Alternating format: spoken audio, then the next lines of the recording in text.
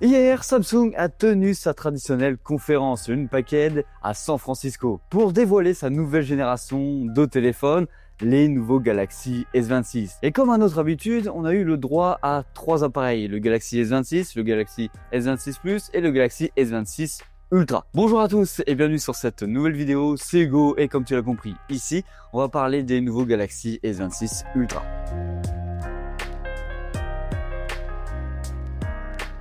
Et on va commencer dans le vif du sujet directement par le Galaxy S26 classique et le Galaxy S26 Plus. Dans les grandes lignes, il n'y a pas de véritable nouveauté sur ces modèles-là. C'est clairement un recyclage assumé de la génération précédente. Côté design, on reste sur des tranches plates avec des écrans plats. La seule différence physique, c'est que l'écran du petit Galaxy S26 gagne 1 mm pour passer de 6,2 pouces à 6,3 pouces. C'est le seul changement notable qu'on peut avoir sur le S26 si on résume les choses. Le S26 Plus, lui, reste campé sur une dalle de 6,7 pouces en définition Quad HD+.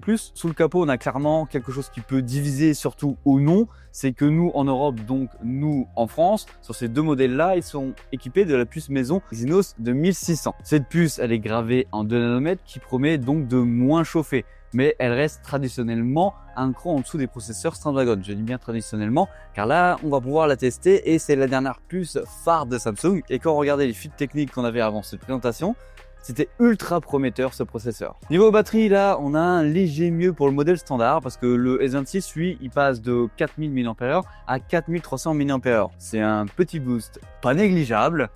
Et lui, à côté de ça, le S26 Plus reste à 4900 mAh.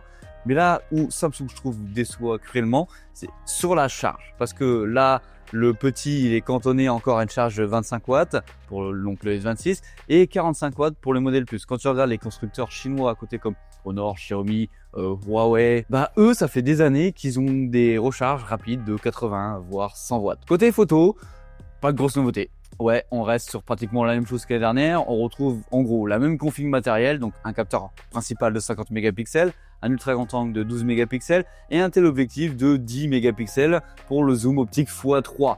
Les seules améliorations que tu vas pouvoir percevoir, c'est clairement juste des améliorations du traitement logiciel, mais ça restera là. Petit aparté sur le design, cette année Samsung propose des téléphones en 4 couleurs de base, tu as le noir, le blanc, le bleu ciel et un violet profond. Alors tu as bien sûr aussi 2 couleurs sur le site de Samsung, si je me trompe pas, tu as un rose qui est vraiment très pâle et une couleur argent. Personnellement, je trouve que les couleurs, que ce soit sur les versions ultra, plus ou classiques, ils sont extrêmement fades. On n'a pas cette petite couleur qui dit « Ah, je vais prendre lui ». Par exemple, un rouge pétant, ça aurait été cool.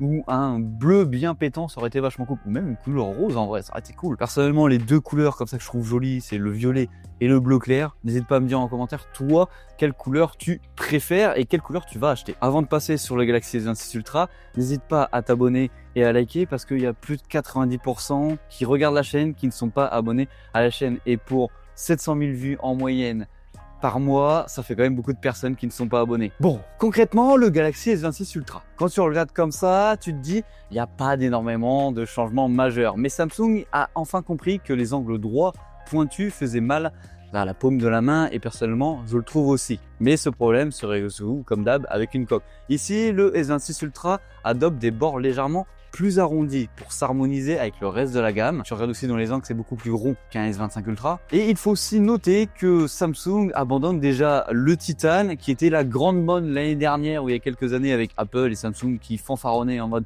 regardez le titane, ça claque. Ici, on revient sur un châssis en armor aluminium de deuxième génération. Résultat, le téléphone, il est un petit peu plus fin, 7,9 mm d'épaisseur pour un poids qui tourne autour des 214 grammes. Maintenant, à voir en main ce que ça donne. Est-ce que ça donne un réel côté moins premium ou touché?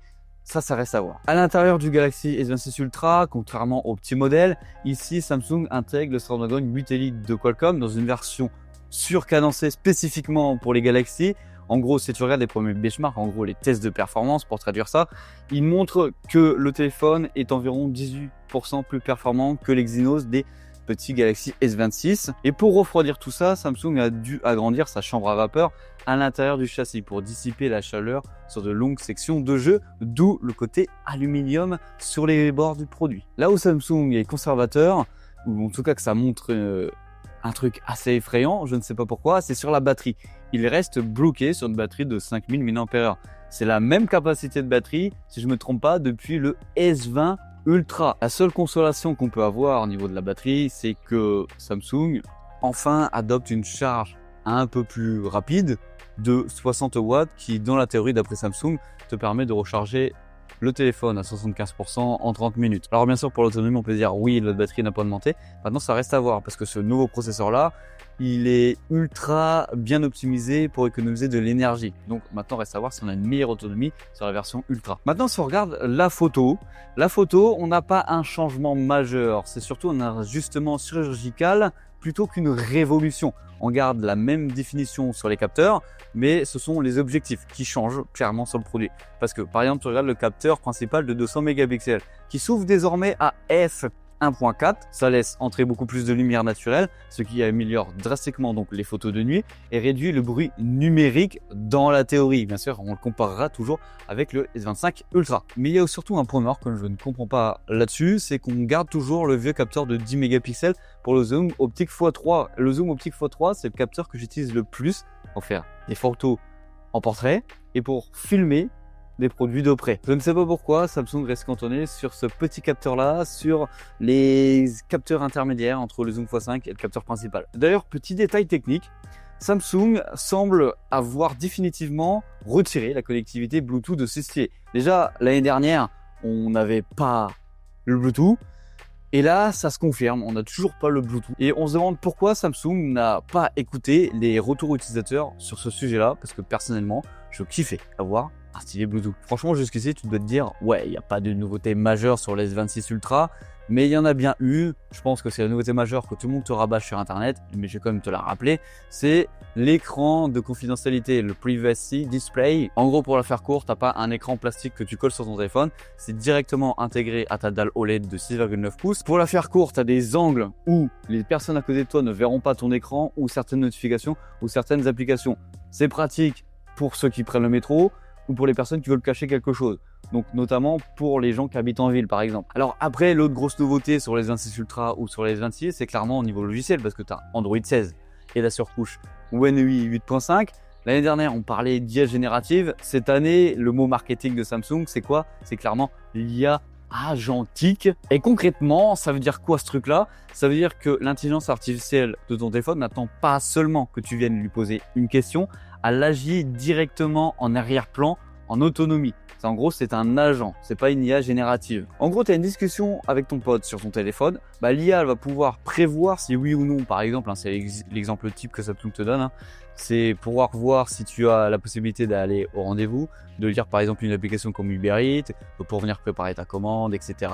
On a aussi l'arrivée du Smart Clipboard, en gros c'est un presse-papier intelligent.